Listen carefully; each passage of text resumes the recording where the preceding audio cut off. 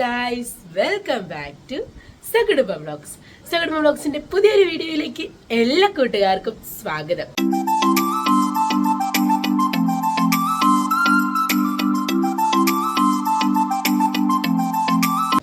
ഒരുപാട് നാളായി അമ്മയുടെ റെസിപ്പി പോസ്റ്റ് ചെയ്തിട്ട്.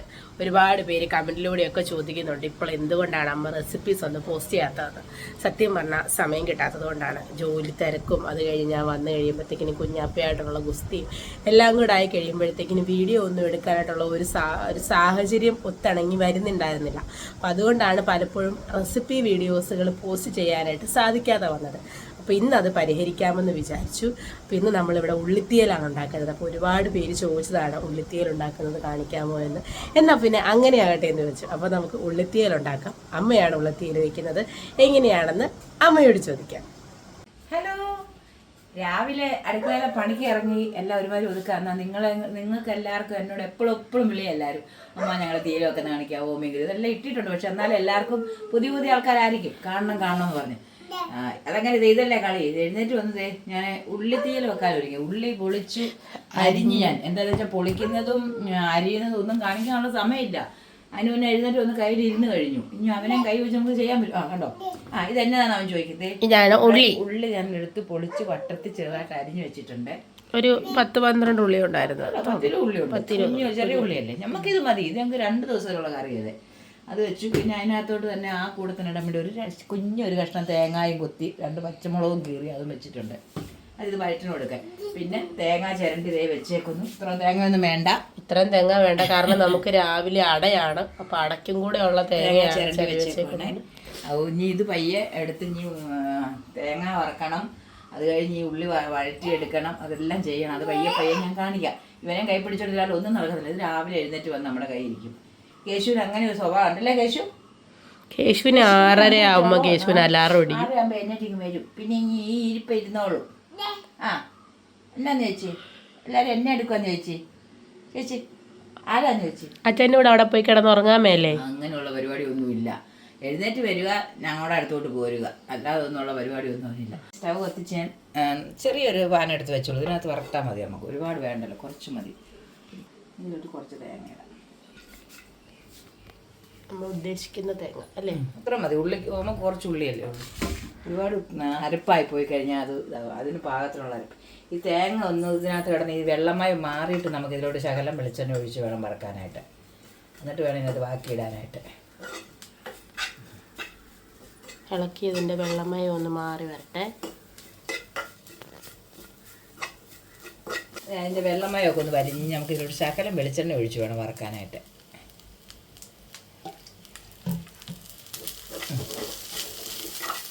തേങ്ങ നല്ലോണം ചുവന്ന് വന്നിട്ട് അതിനകത്ത് മുളകുപൊടി മല്ലിപ്പൊടി നല്ല പോലെ ഒന്ന് ചുമന്നല്ലേ വരട്ടെ. ഇറക്കി കൊടുത്തോണ്ടേ ഇരിക്കണം. പിന്നെ തീരെ വെക്കുന്നത് നീ അങ്ങനെ ശ്രദ്ധിച്ചിട്ടില്ലല്ലോ അല്ലേ. ഇളക്കി കൊടുത്തോണ്ടേ അല്ലെങ്കിൽ പകുതി ഇതായി പോകത്തില്ലേ. ഞാൻ ഇത് വറക്കുന്ന കൂട്ടത്തിൽ 2 കരിയാപ്പും തണ്ടും കൂടി ഇട്ടാണ് വറക്കുന്നത്. കരിയാപ്പല ഇടും ഞാൻ അതിൻ്റെ കൂടെ ഇടും. അതിൻ്റെ കൂടെ കരിയാപ്പലയും കൂടി ഇട്ട് ഞാൻ വറക്കും. നല്ലൊരു ടേസ്റ്റ് കിട്ടും. എല്ലാവരും മറ്റും ഇടത്തില്ല, പക്ഷെ ഞാൻ ഇടും കേട്ടോ. എന്താ ഞാൻ ചെയ്യുന്നതാണ് നീ കാണിക്കുന്നത്. ഞാനിങ്ങനെയാണ് വെക്കുന്നത്. നിറം മാറി വരുന്നുണ്ട്.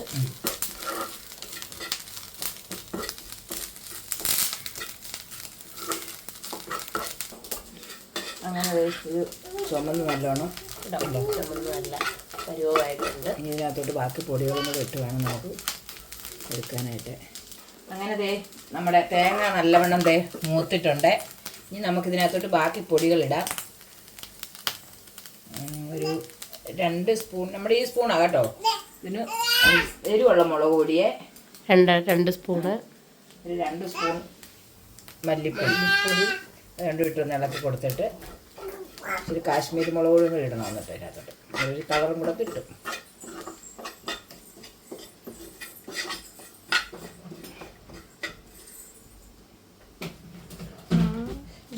ഇച്ചിരി കാശ്മീരി മുളക് പൊടിയും കൂടി ഇട്ടതിൻ്റെ കൂടെ അത് ഈ തവിക്കാം നമ്മളിട്ടത് ഒരു 2 ടീസ്പൂൺ. ഞാൻ പറഞ്ഞില്ലേ, ഞാൻ ചില എല്ലാവരും കറക്റ്റ് അളവെന്നൊക്കെ പറഞ്ഞെങ്കിൽ അതുപോലെ ഇളക്കാം. ഞാൻ സാധാരണ നമ്മുടെ ഒരു നമുക്ക് 4 പേർക്ക് വെക്കേണ്ട എത്രയാണ് അതിനുള്ള ഒരു കൈയളവുണ്ട്. ആ കൈയളവിലാണ് ഞാൻ അങ്ങോട്ട് എല്ലാം റെഡിയാക്കുന്നത്. അല്ല ഇത്ര സ്പൂണ് അങ്ങനെയൊന്നും ഇടാനില്ല. പിന്നെ അതൊക്കെ ഒരു അമ്മമാരുടെയൊക്കെ ഒരു ട്രിക്കാ, കൈ കൊണ്ടൊക്കെ എടുത്തിടുന്നതൊക്കെ. കൂടെ ഇട്ട് ഇപ്പം ഇതിനകത്ത് നമ്മൾ ചേർത്തത് മുളക് പൊടി, മല്ലിപ്പൊടി, കാശ്മീരി മുളക് പൊടി ചേർത്ത് നന്നായിട്ട് 2 മുളക് പൊടിയും ചേർത്ത് ഇളക്കുവാണ്. ഉപ്പ് ചേർത്തിട്ടില്ല. ഇതൊന്നും അത് അരയ്ക്കും വേണോ? അതൊക്കെ വേറെ അല്ല, ഉള്ളിയുടെ കൂടെ അല്ലേ ചേർക്കാം. കരിയാപ്പില ചേർത്തിട്ടുണ്ട്. കരിയാപ്പില ചേർത്തിട്ടുണ്ട്. ഏകദേശം കരിഞ്ഞു പോകരുത് അല്ലേ, ഒരുപാട് വറവാകരുത്. എന്നാൽ മൂക്കണം എന്നാണ്. ഏകദേശമായിട്ടുണ്ട്. നമുക്ക് തീ ഓഫ് ചെയ്ത് തേക്കണം. ഇതുപോലെ മൂക്കണം. കണ്ടോ, കാണാൻ പറ്റുന്നുണ്ടോ?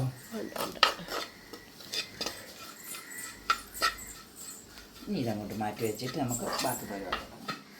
നമ്മൾ ചട്ടി വെച്ച്, ചട്ടി ചൂടായിട്ടുണ്ട്. നമുക്ക് വെളിച്ചെണ്ണ ഒഴിച്ചു കൊടുക്കാം. കുറച്ച് വെളിച്ചിടാം. പിന്നെ വെളിച്ചെണ്ണ ഒന്ന് ചൂടായി വരട്ടെ.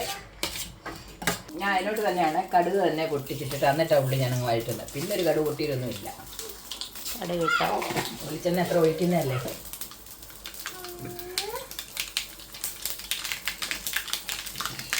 കടുക് പൊട്ടുകയാണ്. കടക്ക്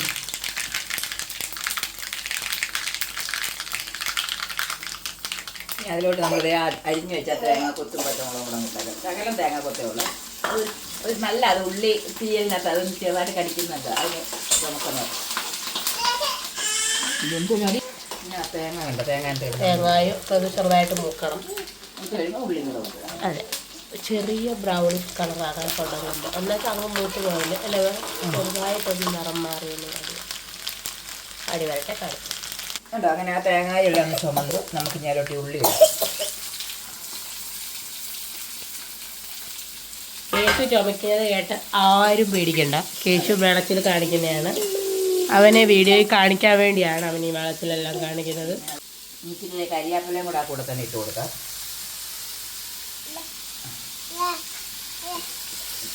ഇതുപോലെ വാടി നല്ല നല്ലോണം എണ്ണയ്ക്കകത്ത് കിടന്നിട്ട് നല്ല വഴണ്ട് വരണം. വഴണ്ട് വരുമ്പം കാണിക്കാം.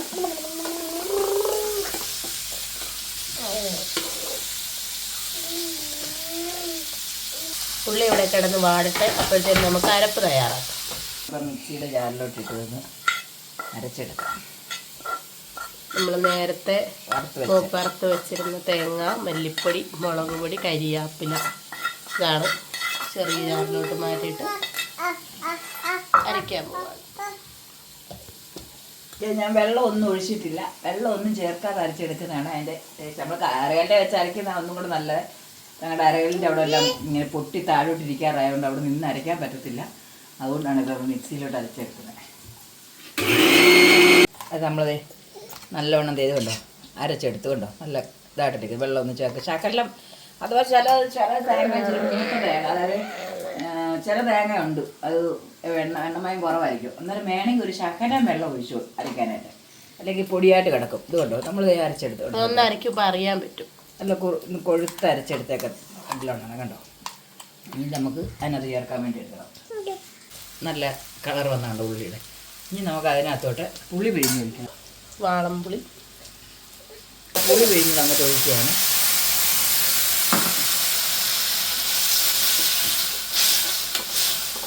പുളി വെള്ളത്തിൽ കിടന്നതൊന്ന് ചെറുതായിട്ടൊന്ന് വേകണം. അതിൻ്റെ കൂടെ ഇച്ചിരി ഉപ്പും കൂടെ ഇടാം.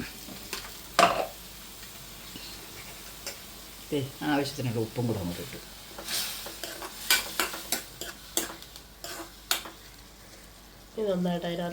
അത്രയും ആ വെള്ളത്തിനകത്ത് കിടന്ന് വെന്തത് പിന്നെ നമുക്ക് അരപ്പൊഴിക്കാം. നമുക്ക് ഇതിലോട്ട് അരപ്പ് അങ്ങോട്ട് ഒഴിക്കാം. ഉള്ളിയെല്ലാം വെന്തു. നമ്മൾ നല്ലോണം അരച്ച് വെച്ച അരപ്പ് കണ്ടോ, വെള്ളം ചേർക്കാതെ ഇതിനകത്ത് കിട്ടിയത്.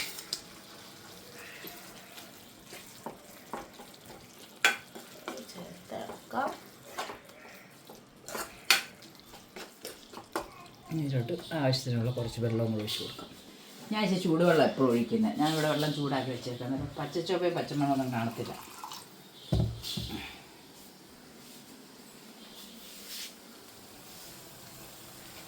ഇതാണ്. ഇനി ആ വെള്ളം കൂടെ അതിലോട്ട് ഒഴിച്ച് കൊടുക്കണം.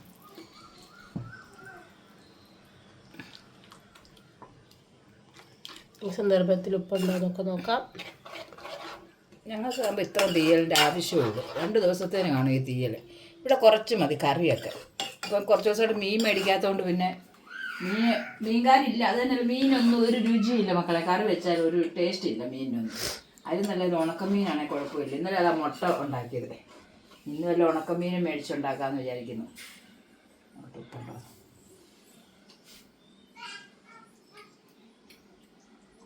ശകലം ഉപ്പ് കൊടുത്തേക്കാം.